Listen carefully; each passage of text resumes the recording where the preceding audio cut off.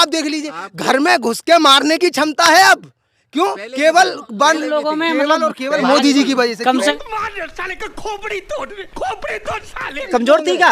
अरे बीजेपी से पहले का आर्मी कमजोर थी। अब ये आर्मी के बारे में बयानबाजी कर रहे हैं। आर्मी हमें ये आर्मी पर आर्मी सब क्या देखना पड़ रहा है। अच्छा है मैं अंधा हूँ।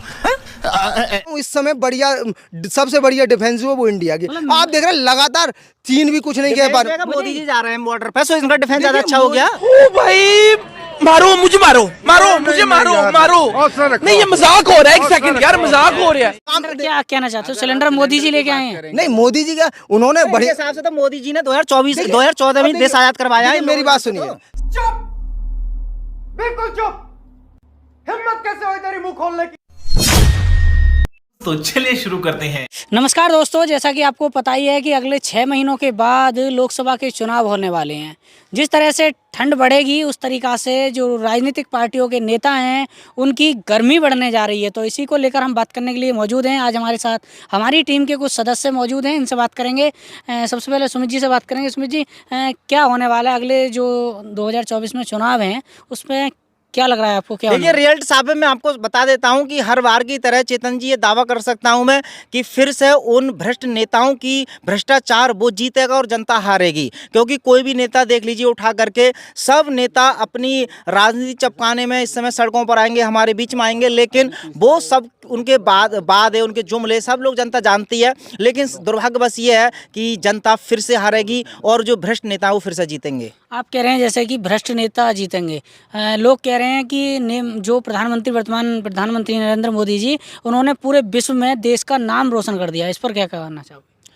नहीं देखिए, यहाँ पर बात अगर नरेंद्र मोदी की हो तो हम देखिए संभल जिला के लोकसभा संभल है हमारी और विधानसभा चंदौसी में आकर के मोदी क्या कर रहे हैं ये बताइए। वो चाह करके भी नहीं कर सकते।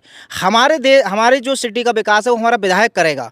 और हमारे विधायक की अगर आप हिस्ट्री निकालेंगे, आप बताइए, आप हमारे एरिया से वाकिफ भी हैं, हमारे चंदौसी के विधायक के बारे में बताइए, कोई एक काम उनका काम गिनाइए जिसकी वजह से हम उनको कहें कि हाँ अगली बार ये नेता बड़ा अच्छा है और इसको हम फिर से वोट देंगे। जी, आपकी क्या राय है? अगले साल चुनाव है 2024 का, लोकसभा का।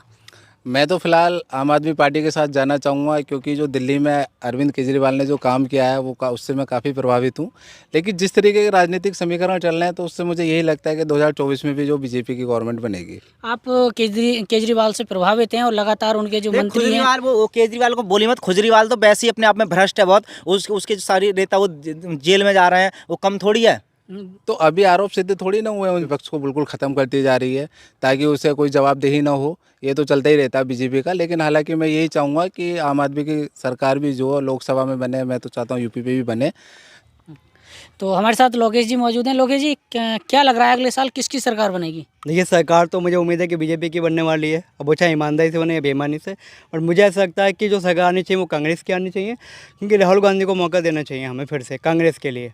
मतलब क्यों? 60 सालों में क्या अच्छा किया है कांग्रेस ने जो मौका दिया? कांग्रेस का जब था वक्त तब उसने काफ़ी अच्छे काम किए थे। बहुत से ऐसे काम है मैं गिनवाऊंगा तो ख़त्म भी नहीं हो पाएंगे। लेकिन बीजेपी ने जो वादे किए थे 9 सालों में, मुझे लगता है 90 अगर उन्होंने वादे किए हैं तो 9 भी पूरे नहीं किए हैं। अच्छा, हमारे साथ राहुल वेगाना जी हैं, हमारी टीम के सदस्य हैं। सर, आप क्या कहना चाहोगे? देखिए, बीजेपी जीतेगी और जीतनी भी चाहिए, क्योंकि इतना बढ़िया काम कर रहा है, बिल्कुल रूट लेवल पे उतर करके।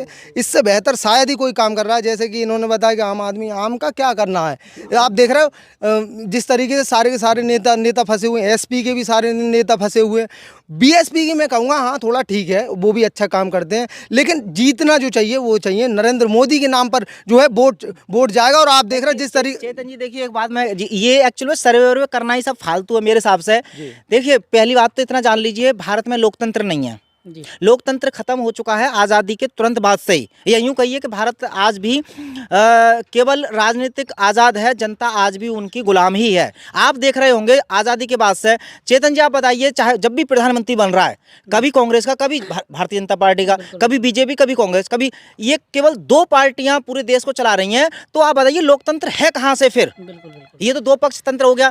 तो अगर कांग्रेस जीतेगी तब भी बेड़ा गड़क है। मैं तो इतना कहना चाहता हूँ, बेकार की बात है कि देखिए बीजेपी की या कांग्रेस का ही कोई प्रधानमंत्री बनेगा भाई, जब है ही दो पार्टी बढ़िया और बड़ी पार्टी। आप देखो अमेरिका में चले जाइए, देखिए अमेरिका में चले, कम्युनिस्ट और रिपब्लिकन के अलावा कोई क्यों नहीं बनता। चीन में जाइए, चीनी कम्युनिस्ट के अलावा कोई क्यों नहीं बनता, क्यों? क्योंकि है ही दो पार्टी, तो क्या कर सकते, दो अच्छी बात विचार करने वाली बात है चेतन जी कि ये दो पार्टियां रही क्यों? पार्टियां बहुत सारी थी, सब पार्टियां बराबर क्यों नहीं आई? बढ़िया काम किया इसलिए वो वहां से उठकर आई और उन्होंने बढ़िया काम किया इसलिए। काम तो दिख रहा है, काम तो दिख रहा है भारत में क्या स्थिति है भारत की। अगर इन नेताओं की पार्टियों को खत्म कर दिया जाए, चेतन जी मैं कहना चाहता हूं, अगर देश में लोकतंत्र चाहिए आपको तो सबसे पहले ये पार्टियों के चुनाव चिन्ह खत्म करने हैं। अब आप पूछिए कि क्यों, इससे क्या होगा? देखिए, अगर सबसे ज्यादा भ्रष्टाचार होता है इन पार्टियों के चुनाव चिन्ह से। कैसे होता है मैं आपको बताता हूं। किसी भी लोकसभा या विधानसभा में जब भी कोई टिकट लेने जाता है तो वो टिकट लेने नहीं जाता, वो उस पार्टी के चुनाव चिन्ह को लेना जाता है। अब बीजेपी अपना चुनाव चिन्ह कमल बेचती है करोड़ों में, बीएसपी अपना हाथी का चिन्ह बेचती है करोड़ों में, कांग्रेस अपना हाथ का बेचती है। वो क्या बेच रही है? वो बेचती है अपना चुनाव चिन्ह। लेकिन निर्दलीय जो व्यक्ति है उसको जो चुनाव चिन्ह है वो चुनाव से कुछ दिन पहले मिलता है। यही कारण है कि निर्दलीय कितना भी व्यक्ति ईमानदार हो, उसका चूंकि प्रचार प्रसार होता नहीं है, वो हार जाता है। तो मेरा मानना यह है कि जितने भी चुनाव चिन्ह हैं उनको खत्म करके, जैसे निर्दलीय को एक नया चुनाव चिन्ह हरवा दिया जाता है, सभी पार्टियों को अगर दे दिया जाए तो एक तो जो टिकट खरीदने की परंपरा है ये बंद हो जाएगी और भ्रष्टाचार बहुत हद तक दूर हो सकता है। इस समय राहुल जी, आप बहुत प्रभावित हैं भारतीय जनता पार्टी से, तो क्यों इतना, मतलब 9.5 साल लगभग हो चुके हैं। जी जी, 9 काम गिना दीजिए आप। देखिए 9 काम में आपको हो सकता है मैं 50 काम गिनाऊं, हो सकता, लेकिन अभी मैं गिनवा देता हूं। सवाल है, मैं बीजेपी के काम जानना चाहता हूँ, राहुल जी से जरा बताएं बीजेपी के काम। नहीं वही गिना रहा हूँ। देखिए आप देख रहे हैं सिलेंडर, लाइट की व्यवस्था बहुत अच्छी है। और आप देखिए सबसे मेन चीज होती है कि हम देश में काम, क्या कहना चाहते हो? सिलेंडर मोदी जी लेके आए हैं? नहीं मोदी जी का, उन्होंने बढ़िया हिसाब से तो मोदी जी ने 2014 में देश आजाद करवाया है। मेरी बात सुनिए, सबसे पहले आप ये समझ, देखिए आप